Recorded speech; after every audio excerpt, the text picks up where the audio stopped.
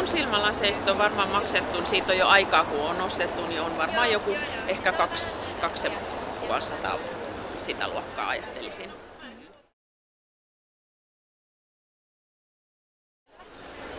No hänen lasit oli sitten vähän niin mun mielestä halvemmat, että me oli joku tarjous, että sai 2 yhden hinnalla, että varmaankin siinä, ne olisi varmaan alle 200, että joku 179 tai sitä luokkaa mä muistelisin, että olisi maksanut.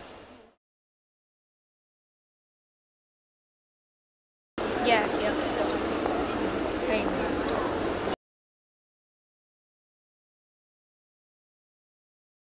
No sekin on kyllä tosi hyvä hinta. Ja tietysti se, että kun lapsen lasit on erilaiset, nythän on jo sen verran iso, mutta pienempänä, niin ne on niin kovassa käytössä, että jos kun saatte, että useammat lasit olisi kyllä hyvä, niin sit sillä hintaa niitä pystyisi ostamaan tietysti.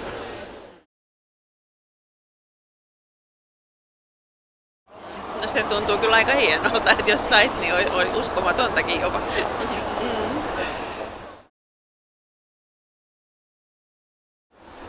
Varmaan nykypäivän netistä kaikkea saa, niin voisin ajatella, että kyllä.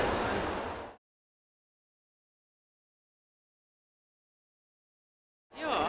No se onkin aika kiva ajatus toisaalta, kun itsellä on se, että tietysti kun on niinku miinuslasit, niin se on aina hankala se lasien sovittaminen, että saa peiliä katsoa ihan läheltä, niin se voisi ollakin aika kätevä systeemi.